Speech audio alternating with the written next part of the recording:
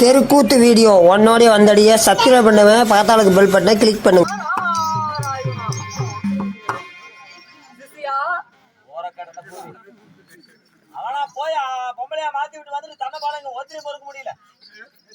நான் முன்பே சொன்னேன் அல்லவா, நான் யார் என்பதை தெரியாமல் படிக்கி என்னிடத்திலே தவறாக நடந்து கொண்டால் அதன் விளைவு பெரிதாக அல்லவா இருக்கும். அந்த மாதிரிதான் பொம்பளைய மாத்திட்டேன். இவங்க ஒரு 5,000 பேருக்கு பொம்பளைய மாத்தி என்ன பாத்துக்காரன் பூராட்டி பொம்பளைய பார்த்தேன். என்ன காரணம்? இவங்க தமிழ் அடிச்சுட்டு ஊருக்குள்ள ஓத்திரி பண்றாங்க, அதனால பொம்பளைய மாத்தி விடுது. என்ன பண்ணாங்க? அது என்ன பண்ணாங்க அவங்களே கேட்டதான் தெரியும். அவங்க தவறான அவங்களோட வயது பொழப்புக்காக அவங்க தமிழ் அடிச்சிருக்காங்க.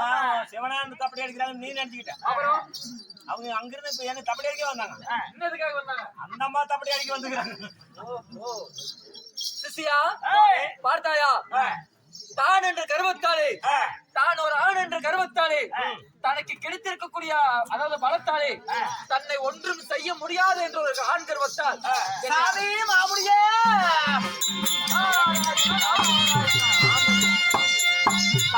உங்கள் பாதமே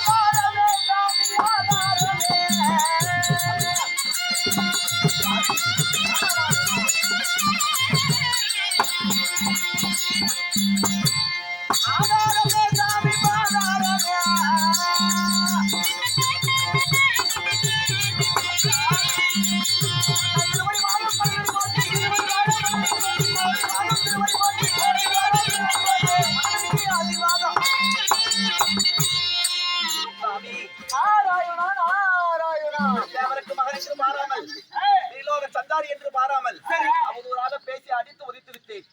இப்படி ஆனாக இருந்த நான் பெண்ணாக மாறிவிட்டேன். திருவிழி மாதத்திற்கு மல்லிகை முல்லை கோங்க வந்தாரம் என்று சொல்லக்கூடிய பலவிதமான மலர்கள் எல்லாம் கொய்து வந்து பன்னீரால் பாதம் கழித்து பட்டாரியா பாதம் விட்டு இந்த தேதியாகப்பட்டவள் தங்களுடைய திருவிழி பாதத்தை நான் மன்னன் புரிந்தேன். என்னை மன்னித்து அருள்வீர்.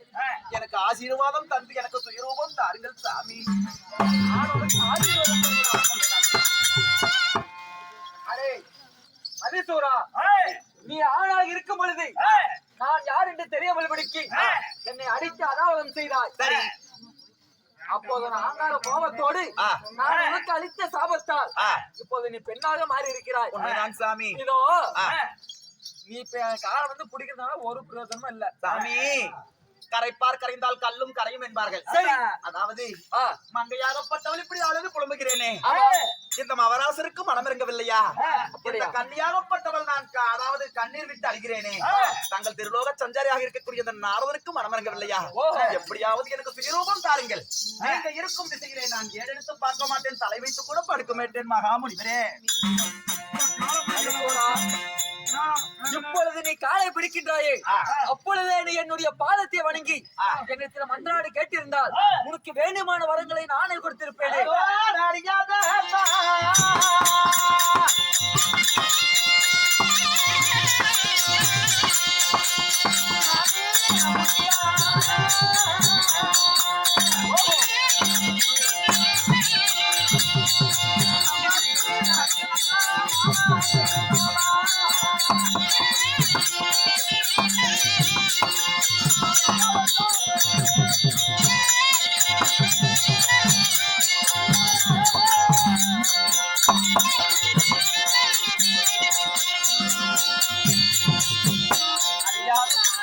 தெரியாமல் செய்தேனே. அதிசூரா, கன்னியாகப்பட்டவள் இப்படி கலக்குகிறேனே, பெண்ணாகப்பட்டவள் இப்படி புலம்புகிறேனே. தங்களுடைய மனம் என்ன? கல்லா இரும்பா? உங்களுடைய மனம் கழியவில்லையா சுவாமி? தேவருக்கு பிறந்து மன்னிப்பது தெய்வ குணம் என்று சொல்வார்கள். மன்னிக்காமல் என்னை சித்திரவதை செய்து வருகிறீர்களே சுவாமி. அதிசூரா, தவறு செய்தவன் எப்பொழுதாக இருந்தாலும் தண்டனை அனுபவித்தாக வேண்டும். சரி. அப்படி இருக்க நீ செய்த தவறை நீ உணர்ந்தாய். உலக பொதுமறை என்பது என்ன? தவறு செய்பவன் தண்டனை அனுபவிக்க வேண்டும். ஆமா. உப்பு தின்னவன் நீர் குடிக்க வேண்டும். அதனால மேட்டாங்காட்டுல நடக்கிறவனுக்கு கல்லெண்ண முள்ளெண்ண. அதனால நான் செய்த தவறை நான் உணர்ந்து விட்டேன். எப்படியாவது பிராச்சித்தம் தாருங்கள், அதிகாரம் சொல்லுங்கள், நான் செய்து எனக்கு சுயரூபம் தாருங்கள். ஆனால் இருந்த நீ இப்போது நீ பெண்ணாக மாறி விட்டாய். சரி. மீண்டும் உனக்கு அந்த ஆணுறுபம் வேண்டும் என்றால் இதோ நீயோ அரக்கரவரத்துல இருக்கவே இல்லாமல் படிக்க பிறந்த மதிசூரன் சுவாமி. அப்பேற்பட்ட மதிசூரனாகப்பட்டவன் நீ இப்பொழுது பெண்ணாக இருக்கிறாய் அல்லவா? உனக்கு மீண்டும் சுயரூபம் வேண்டும் என்றால் உன்னை போன்ற ஒரு அசுரத்தில் ஒன்று சேர்ந்தால் உனக்கு பழையபடி மீண்டுமான ரூபமாக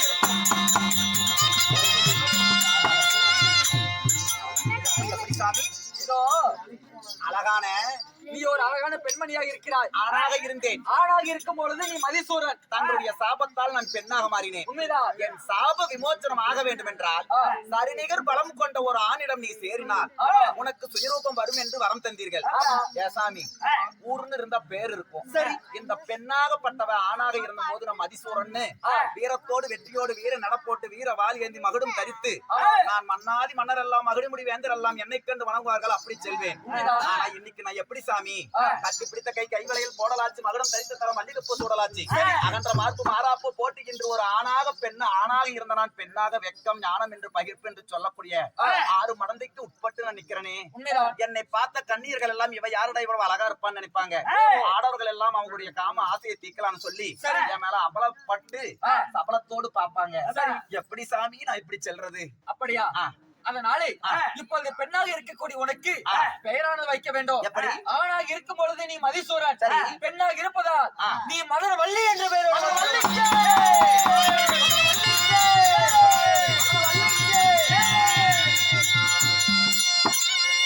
தங்களுடைய சித்தம் எனது பாக்கியம். உண்மைதான். நான் ஆணாக இருந்து பெண்ணாக மாறினேன். மதனவள்ளி என்று பெயர் சூட்டினீர்கள். ஆமா. எனக்கு சுயரூபம் வேண்டும்.